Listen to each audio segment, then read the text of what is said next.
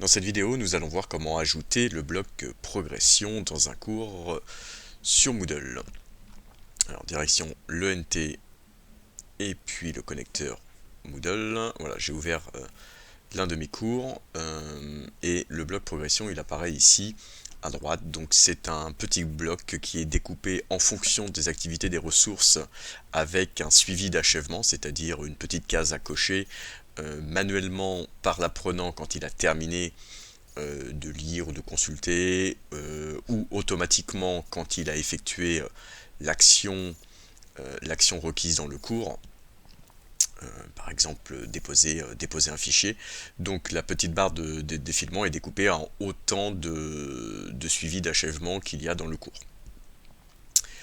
Donc c'est ce que voit l'apprenant de son côté. Je peux passer en apprenant pour vous montrer. Voilà. Donc pour l'instant j'ai une progression de 0% et dès que je vais cocher, si je réactualise mon cours, voilà, je sais que j'ai déjà effectué cette première partie et qu'il me reste encore au moins 4 parties à le faire dans mon cours. Donc ça c'est du côté apprenant. C'est déjà pratique pour eux puisqu'ils savent si le cours s'étale sur le long terme, ils vont pouvoir se souvenir et reprendre précisément là où ils s'étaient arrêtés. Si je repasse en mode éditeur du cours, eh bien moi ça me permet d'avoir une vue d'ensemble des étudiants, c'est-à-dire tous les apprenants qui sont inscrits sur mon cours. Je vais pouvoir avoir en détail leur avancée, leur progression, et ça va me permettre de repérer ceux qui ont déjà tout terminé, de ceux qui ont à peine commencé ou qui commencent à traîner un petit peu pour peut-être leur apporter un peu d'aide. Voilà, et leur rappeler au passage que les cases d'achèvement qui doivent être cochées manuellement, il faut y penser. Je vais vous montrer tout simplement comment ajouter ce bloc. Je vais prendre un autre cours. Il faut donc passer en mode édition. Puis sur le petit volet de navigation sur la gauche du cours, on va ajouter un bloc. Plusieurs blocs possibles. On va descendre, ils sont rangés alphabétiquement et on va trouver le bloc progression. Le voilà qui apparaît. Bon, c'est pas très opportun sur ce cours, mais ce n'est qu'un exemple.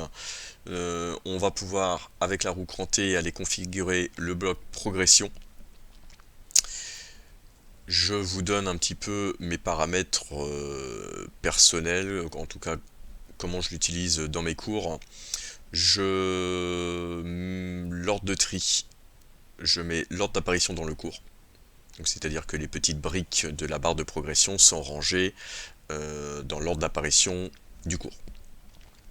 Je comprime la barre pour qu'elle se découpe et qu'elle essaye de tenir sur une ligne autant que possible. Je demande d'afficher les petites icônes vertes de réalisation ou croix rouge, travail non fait. J'active la vue du pourcentage de progression aux étudiants. Si on déroule un petit peu, elle est visible par tous les participants.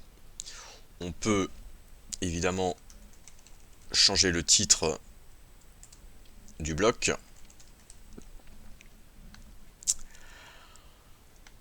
On peut choisir manuellement quelles activités peuvent apparaître dans la barre de progression. Moi, personnellement, je laisse toutes les activités que j'ai configurées avec un suivi d'achèvement. On peut ensuite choisir où apparaît ce bloc. Ici, je ne modifie rien, il apparaît sur la droite de l'écran. Et généralement, à minima, je modifie toutes les pages, mais mon cours Moodle est généralement disponible sur une seule page. Et enfin, voilà, aussi des configurations d'affichage. Je ne touche rien sur cette partie-là. J'enregistre. Et voilà mon petit bloc progression avec le pourcentage, son titre qui a changé.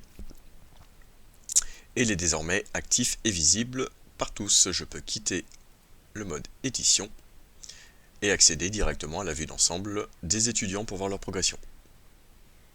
Voilà.